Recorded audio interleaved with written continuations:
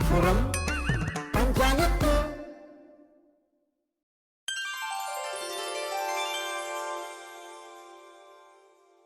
150 മീൻകാരൻ, 60 രൂപ പല്ലക്കട. അപ്പോൾ 60, 150, 450. 450 അല്ല, 210 അല്ലേ? 210 പോകും.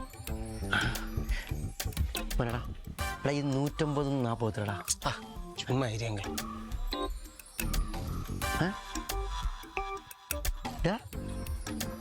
നിനക്ക് എന്ത് പറ്റിയടാ? എന്തുവാ? മറ്റേ എപ്പം നോക്കി 24 മണിക്കൂറും മൊബൈലും കാണുന്നില്ല. ഞാൻ എപ്പം നിന്നെ കണ്ട് നിന്റെ ഒരു മൊബൈൽ കാണും. എന്തു പറ്റി നിനക്ക്? ചുമ്മാ ഇരിയെങ്കിലേ, സമയമായി, ഇപ്പൊ വരും.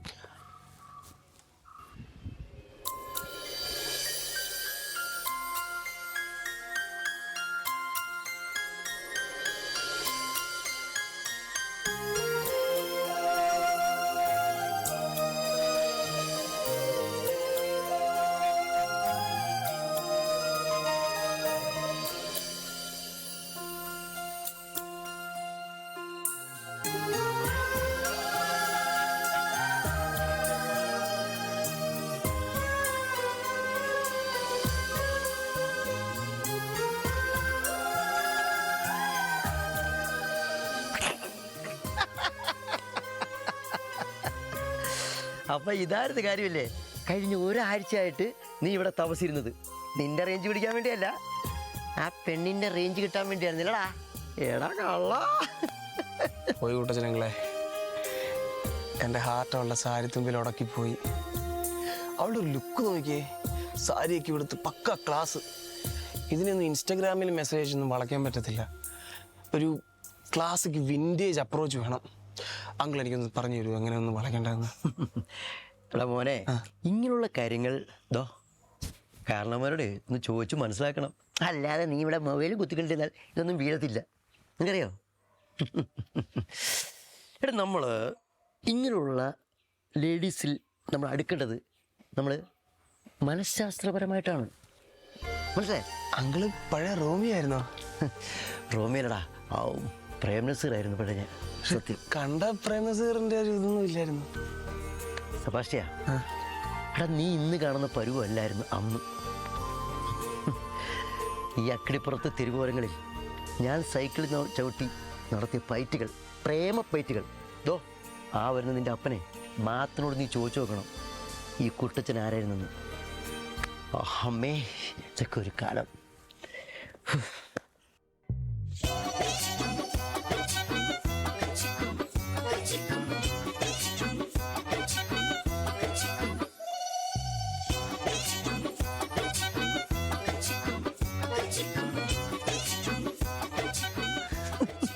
രാവിലെ കുട്ടച്ചന്ത ചെറുക്കനായിട്ട് തള്ളുന്നേ? തള്ളലടാ, പിന്നെ നിന്റെ മോന് ഒരു സാരിക്കുട്ടിയോട് ഒരു പ്രണയം. സെബാസ്റ്റ്യ, എൻ്റെ നാടകത്തിലെ പ്രപ്പോസലേ എൻ്റെ പപ്പയോട് ചോദിച്ചു നോക്കിയാൽ മതി. ഇടടാ, ആവശ്യമില്ലാത്ത കാര്യങ്ങളൊന്നും ചെറുക്കൻ്റെ അടുത്ത് പറഞ്ഞ് പഠിപ്പിക്കാൻ നിൽക്കല്ലേ. ചേടാ, അതല്ല, ഇപ്പം നമ്മൾ കാണുന്നവർ അറിയുന്ന കാര്യങ്ങൾ കുട്ടികളോട് പറഞ്ഞു കൊടുക്കണം. ഇതൊരു വഴി തെറ്റോടാ. നിനക്ക് ഓർമ്മയുണ്ടോ പഴയ നാടകം? അതില് അതെന്താ?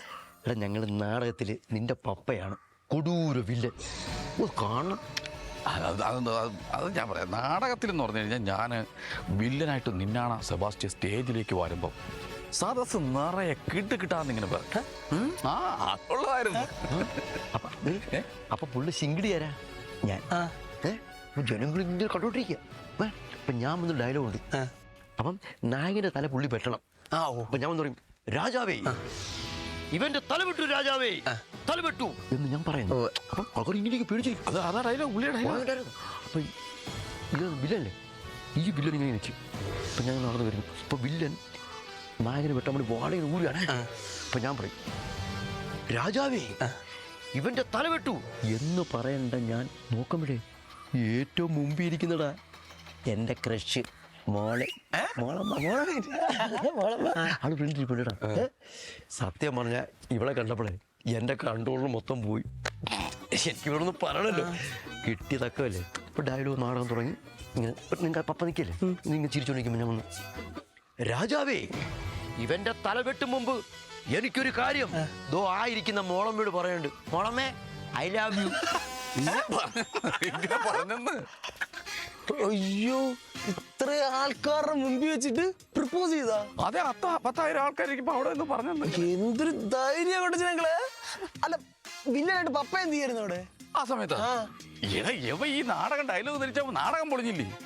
വില്ലന് വല്ലതും ചെയ്യാൻ പറ്റും? അവിടെ സ്റ്റേജിന്റെ പിറകു വശത്ത് മൊത്തം ആൾക്കാർ ആകെ ബഹളം. അവസാനം പിന്നെ സിസിലി വീഴാൻ പോയി. സിസിലി വീഴാൻ പോയപ്പോ സ്റ്റേജിൽ നിന്ന് ഞാൻ ചാടിപ്പോയി ഒരു പിടുത്തം. നിന്നെ പിടിക്കാൻ വീഴുന്നേ ഞാനിങ്ങനെ താങ്ങിയ ഒരു പിടുത്തോണ്ടായിരുന്നു. എന്റെ പൊന്നോ, അന്ന് മറക്കാൻ പറ്റില്ല കേട്ടോ.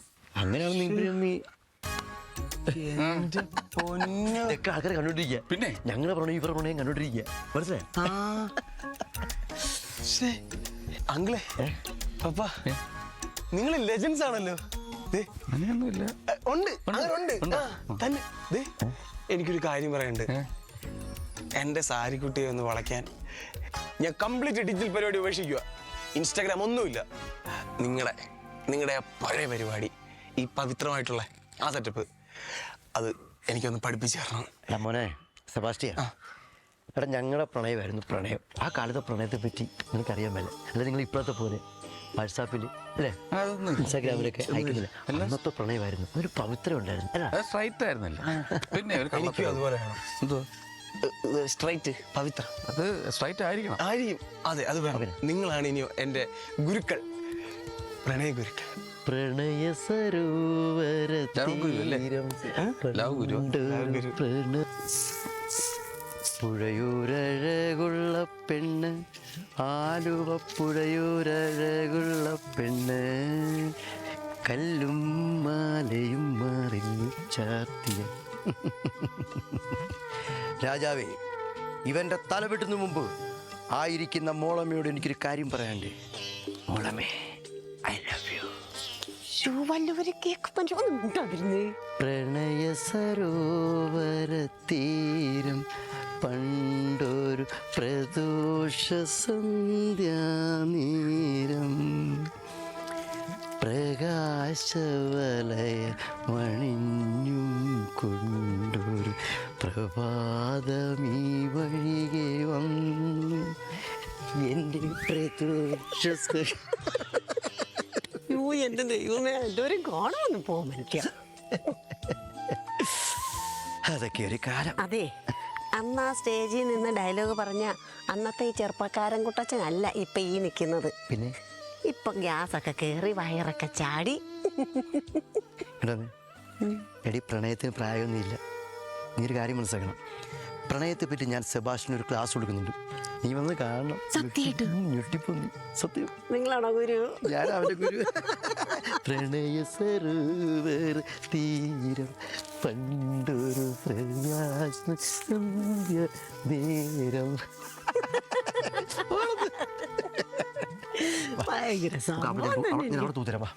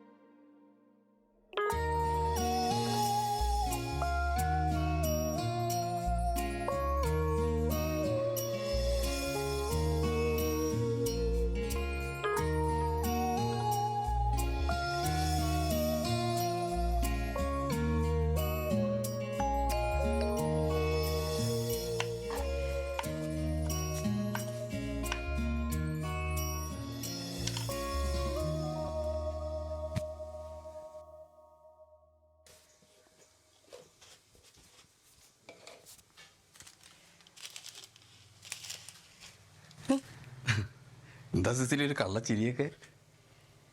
മതച്ചാ, പണ്ട് നമ്മൾ നാടകം ചെയ്യുമ്പോഴേ ഞാൻ വീഴാൻ പോയില്ലേ, അപ്പൊ മാത്തച്ഛനെ പിറകീന്ന് താങ്ങിയില്ലേ, അപ്പൊ ആ മാത്തച്ഛൻ്റെ ആ നോട്ടവും ആ ഒരു മൂഡ്, അയ്യോ അതൊക്കെ ഓർത്തപ്പോ. ആണോ? അല്ല, ഞാനേ ഇപ്പോഴും സിസിലി അതുപോലെ ഒന്ന് താങ്ങി പിടിക്കട്ടെ. അതുപോലെ ഒന്ന് താങ്ങി പിടിക്കട്ടെ. ഇപ്പോഴോ? ഈ വയസ്സാം കാലത്തോ?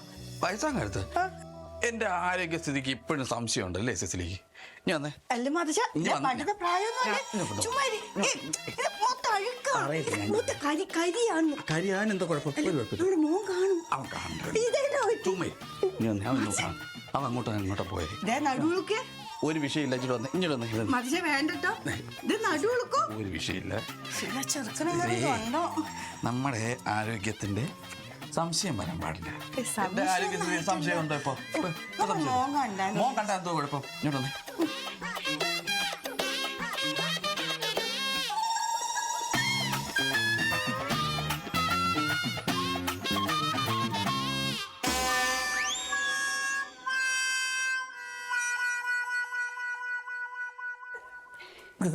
എന്നതാ നടുവൊന്ന് പിടിച്ചേ. നടുവൊന്ന് മിന്നി വിളിക്കോ? പിടിച്ചേ. ഞാൻ അപ്പഴേ പറഞ്ഞത് അങ്ങനെ പിടിക്കില്ല. പതുക്കെ നിർത്തിയേ. നടു ഞാൻ പറഞ്ഞല്ലേ വയസ്സാം കാലത്തൊന്നും വേണ്ടാന്ന്. അത് അന്ന് ചെറിയ പ്രായത്തിൽ ചെയ്തു കുഴപ്പമില്ല. ഇപ്പൊ അത് മിന്നി പിടിച്ചെന്ന് വിചാരിച്ചത് ബാക്കല്ല തിരിഞ്ഞോണ്ട. അവിടെ ഉണ്ടാ. നമുക്ക് എണ്ണ ഇട്ടാലോ? എണ്ണ ഇടണം. ചെറുക്ക ഇത് കണ്ടിട്ടെങ്ങാനും ഏതെങ്കിലും ഒരു പെണ്ണിനെങ്കിലും പിടിച്ചോണ്ട് വന്നാൽ മതിയായിരുന്നു. ചെറുക്കൻ പെണ്ണ് കേട്ടോ കെട്ടാതിരിക്കും എന്തെങ്കിലും ചെയ്യട്ടെ. മതിച്ച നടന്നേ. സ്നേഹമൊന്നും അറിയണ്ടേ അവനൊക്കെ. ഇനിയിപ്പോ എണ്ണ തടി ശരിയാക്കണം. എല്ലാ ആവശ്യം ഉണ്ടായിരുന്നു ഈ വയസ്സാം കാലത്ത്. മാതാ മാതാവൂ ഇത് അരയിലൊരു വെളിച്ചം കെട്ടിയിരിക്കുന്നു. എന്നാ പറ്റി? ഞാനേ എൻ്റെ പഴയ ഒരു പ്രണയകാര്യം ഓർത്തിട്ടേ സിസിലിയെ ചെന്നൊന്ന് വാരി പൊക്കിയെടുക്കാൻ നോക്കിയത്. നടു പിന്നി പിടിച്ച്.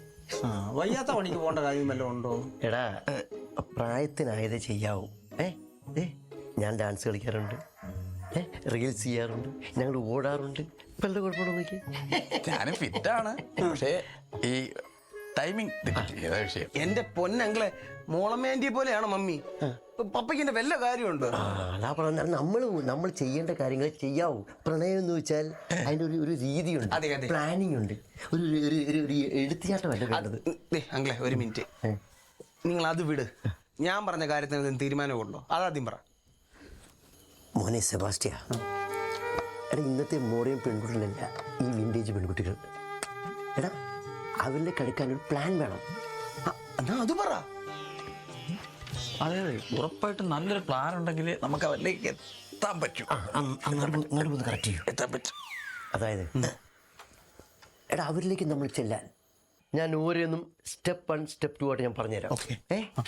എടാ പ്ലാൻ നമ്പർ 1, അവരുടെ ശ്രദ്ധ മുഴുവൻ നമ്മളിലേക്ക് കൊണ്ടുവരിക. അതെ അതെ അതെ അത് ഫസ്റ്റ് നീ കീപ്പ് ചെയ്യണം. അത് ശ്രദ്ധ കൊണ്ടുവരണം. സ്റ്റെപ്പ് നമ്പർ 1, അവളുടെ ശ്രദ്ധ നമ്മളിലേക്ക് കൊണ്ടുവരിക. അവൾ വരുമ്പോൾ നീ നിന്റെ കയ്യിലുള്ള ബുക്ക് പതുക്കെ അവളുടെ മുന്നിലേക്ക് താഴെ ഇടുക.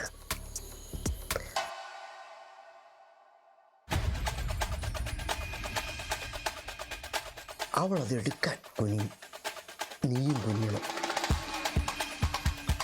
കൈകൾ തമ്മിൽ കൂട്ടിമുട്ടും. പശ്ചാത്തലത്തിൽ വയലിൻ വായിക്കുന്ന ഫീൽ വരും.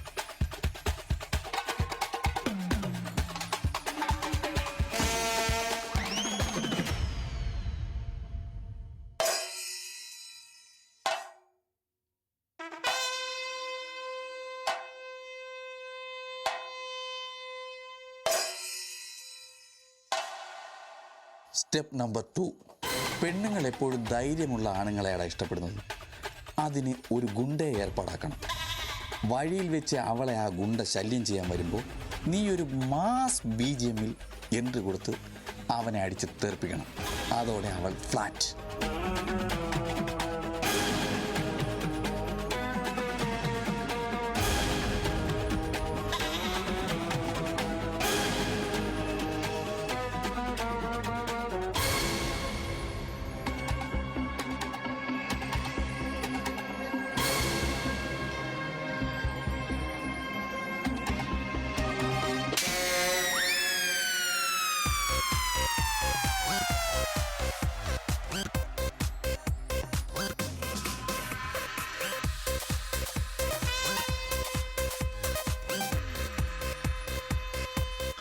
വേലുണ്ടോടാ?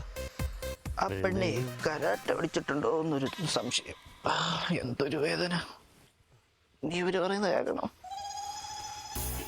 കുട്ടച്ച കൂട്ടുകാരന് വേണ്ടിയല്ലേ. എന്ത് ചെയ്യാൻ പറ്റും?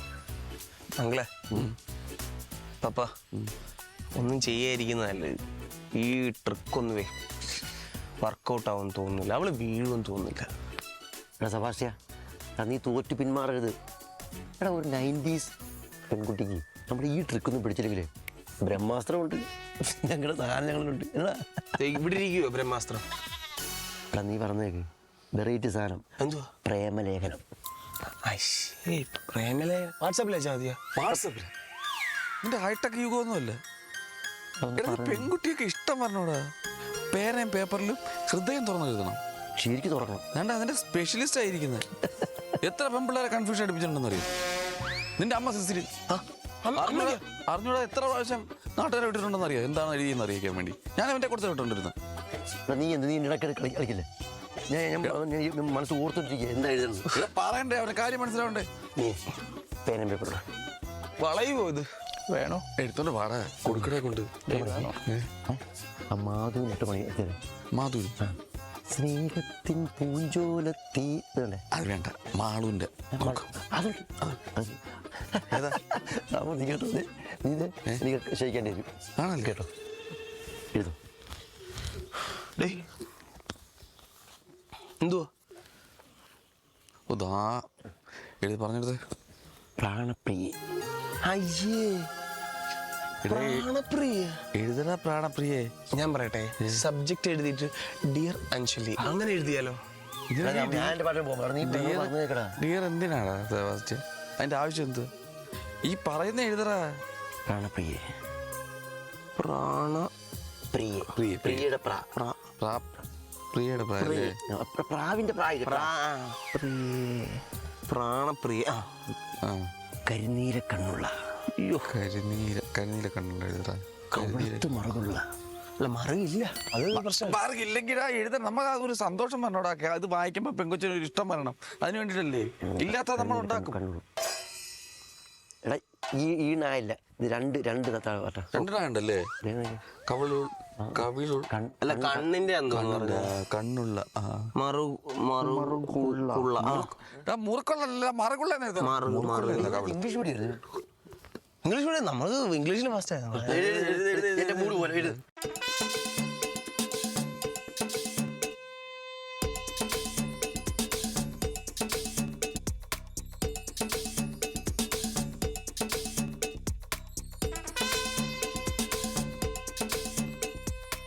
നിന്നെ കണ്ട അന്നു മുതൽ എന്റെ നെഞ്ചിലൊരു മിന്നലേറ്റു. സിസിലിക്ക് അങ്ങനല്ലേ ഇരുന്ന? പിന്നെ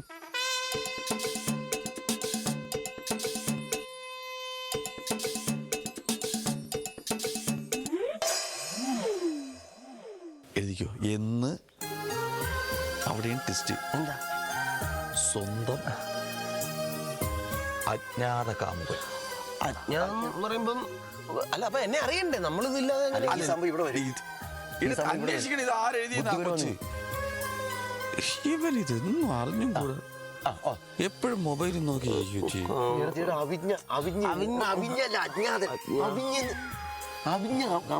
അജ്ഞാത കാമുകൻ എഴുതി ഒപ്പിടണോ? അപേക്ഷ ചെയ്തു. സംഭവമുണ്ട്. ചോര.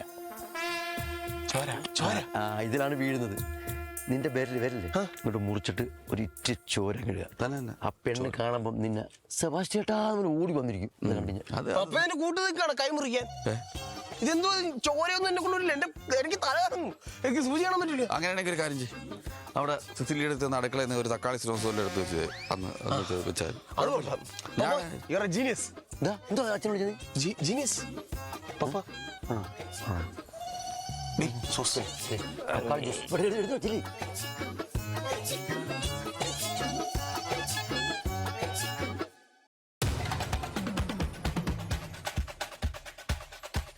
എന്ത് പറയാനാ. അവള് വരുന്നു, സാരി ഉടുത്ത് വരുന്നു, ലവ് ലെറ്റർ. അഞ്ചു സാരി ഉടുത്തില്ല, അതാ ഭംഗി. Out of your mind. തന്റെ തലയ്ക്ക് നല്ല അസുഖമല്ലേ? താൻ എന്ത് ക്രിഞ്ച് പരിപാടിയാണോ കാണിക്കണേ? മിനിഞ്ഞാന്ന് ഞാൻ നടന്നു പോകുമ്പോ എന്റെ മുന്നിൽ കൊണ്ടുവന്ന് ബുക്ക് ഇടുക. ഞാൻ വിചാരിച്ചു തനിക്കും അല്ല അസുഖമാണെന്ന്. അതും പോരാഞ്ഞിട്ട് ഏതോ ഒരു ലോക്കൽ ഗുണ്ടയെ കൊണ്ട് എന്നെ വഴി തടയുക, അവനിട്ടുള്ളത് ഞാൻ കൊടുത്തിട്ടുണ്ട്. ആ സമയത്ത് താൻ എന്നെ രക്ഷിക്കാനായിട്ട് സ്ലോ മോഷനിൽ നടന്നു കളിക്കുന്നു അപ്പുറത്തേക്കൂടെ. അല്ല അങ്ങനെയല്ലേ വേണ്ടതില്ലേ? അങ്ങനെ വേണമല്ലോ. സ്വന്തം കൂട്ടുകാരനെ ഗുണ്ടയാക്കി എന്റെ മുന്നിലേക്ക് വിടാൻ മാത്രം തൊലിക്കെട്ടി ഉണ്ടോടോ തനിക്ക്? അവന് കുഴപ്പമില്ലല്ലോ. അതും പോരാഞ്ഞിട്ട് ഇന്നലെ എന്റെ ഫോണിൽ വിളിച്ച് പഴയ ഏതോ മലയാളം പാട്ടും കേൾപ്പിച്ചോണ്ടിരിക്കുക. നാണുണ്ടോ തനിക്ക്? അല്ല അത് പഴയ പാട്ട്, സാരിയൊക്കെ കൊടുത്തിട്ട് 90s വിന്റേജ് ഇഷ്ടമല്ലേ? വിന്റേജ് സാരിയൊക്കെ കൊടുക്കുമ്പോഴത്തേക്കും അങ്ങനെയല്ലേ? എടോ, ഞാൻ അടുത്ത സ്കൂളിൽ ടീച്ചേഴ്സ് ട്രെയിനിങ്ങിന് പോകുന്നോണ്ടാ സാരി കൊടുത്ത് നടക്കുന്നത്. അല്ലാതെ തന്റെ 90s നൊസ്റ്റാൾജിയ ഉണ്ടാക്കാൻ വന്നതല്ല ഞാൻ. പിന്നെ ഈ കത്ത്, കത്ത് വായിച്ചോ? ഇതിലെന്തോ ആടോ? കാർമുകിൽ വർണ്ണനോ? ശരിക്കും ഈ തക്കാളി സോസ് ഒഴിച്ച് ചോരയാണെന്നും പറഞ്ഞ് പറ്റിക്കാൻ നാണുണ്ടോ എനിക്ക്? ഇത്രയും ഗതികെട്ടാനാണോ? പപ്പയുടെ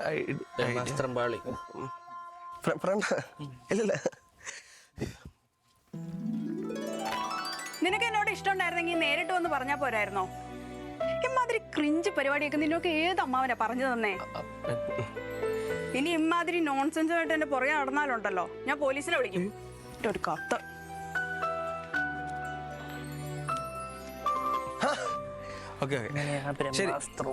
സെബാസ്റ്റ്യ, ഇനി മേലെ എന്നെ ഇമ്മാതിരി പരിപാടിക്ക് വിളിക്കില്ല കേട്ടോ. എടാ ഞാനെന്ത് ചെയ്തിട്ടാണ്? എല്ലാം ഈ കിഴങ്ങന്മാര് കാരണമല്ലേ? എടാ നിന്റെ അച്ഛൻ, നിങ്ങളാണ് നിന്റെ ആണി. വേറെ ബ്രഹ്മാസ്ത്രം. മോനെ സെബാസ്റ്റ്യൻ, മിണ്ടരുത്, തന്തയായിപ്പോയി. ഒന്ന് ചിന്തിച്ച് ചെയ്യണ്ടടാ ഇതൊക്കെ. നീ എന്തുവാടാ ചെറുക്കനുമ്മ? അവൻ അടക്ക കേട്ടാ. മോനെ ഞാൻ പറഞ്ഞതേ, പ്ലീസ് നാണം കണ്ട് തൊലി ഉരിഞ്ഞ് നിൽക്കേ. കുറച്ചയുടെ എൻ്റെ ഉണ്ടായിരുന്നു പുതിയതായിട്ട്. മോനെ അന്നത്തെ കാലത്ത് ഓക്കെ ആയിരുന്നു മോനെ. അപ്പൊ ഞാനിവിടെ മത്സരങ്ങളിനെ പോലെ ഒരു കെട്ടാച്ചരക്കായിട്ട് ഇവിടെ അങ്ങ് നിന്നോളാം. കേട്ടാ? സന്തോഷമായ? എന്താ പറ്റിയെന്താ സംഭവം? എന്താ എടാ സംഭവം എന്താണെന്ന് പറഞ്ഞു കൊടുക്കൂ. കാർമുകിൽ വർണ്ണയെന്ന് വിളി പറഞ്ഞിട്ട് എന്റെ മുഖത്ത് നോക്കി ആട്ടി. എന്റെ തൊലി ഉരിഞ്ഞു പോയേ. അത് കഴിഞ്ഞിട്ട് അവള് ചോദിക്കുക, ഈ തക്കാളി സോസും വെച്ചോണ്ട് വന്നിട്ട് മുമ്പിക്ക് നാണമില്ലെന്ന്. എനിക്ക് ബുദ്ധിയില്ലാണ്ട് പോയല്ലോ എന്ന് ആലോചിക്കുമ്പോഴായി. അതാ ഇപ്പോഴത്തെ ജനറേഷൻ അങ്ങ് മാറിപ്പോടാ. നമ്മൾ പറഞ്ഞു കൊടുത്തൊക്കെ അവർക്ക് ക്രഞ്ചാണെന്ന്. നമ്മുടെ കാർമുകിൽ വർണ്ണൊക്കെ ഇപ്പൊ അവർക്ക് വേണ്ടടാ. മോനെ സെബാസ്റ്റ്യൻ, നീ വിഷമിക്കേണ്ടത്. നമ്മുടെയൊക്കെ കാലത്തുള്ള ആ പ്രേമത്തിൻ്റെയും ത്യാഗത്തിൻ്റെയും ആ വിലയൊന്നും ഇപ്പോഴത്തെ ന്യൂ ജനറേഷൻ പിള്ളേർക്ക് അറിഞ്ഞൂടാ. അങ്ങനെയുള്ള ആൾക്കാരുടെ നമ്മൾ പറഞ്ഞിട്ട് എന്താ കാര്യം? കാർമുകിൽ വർണ്ണനൊക്കെ എന്ത് റേഞ്ചുള്ള സാധനമാണെന്ന് അറിയാം ഒരു സമയത്ത്. എനിക്കൊരു മഹത്വമുണ്ട്. 90കളിൽ നിങ്ങൾ കാണിച്ചു കൂട്ടിയ കോപ്രായങ്ങൾക്കൊക്കെ സൈക്കോളജിക്കൽ റൊമാൻസ് എന്നാണ് പേര്. 2026 ഇതിന് ഒറ്റ പേരേ ഉള്ളൂ, സ്റ്റോക്കിംഗ്. അവൾ പോലീസിനെ വിളിക്കാതിരുന്നത് നിങ്ങളുടെ ഭാഗ്യം.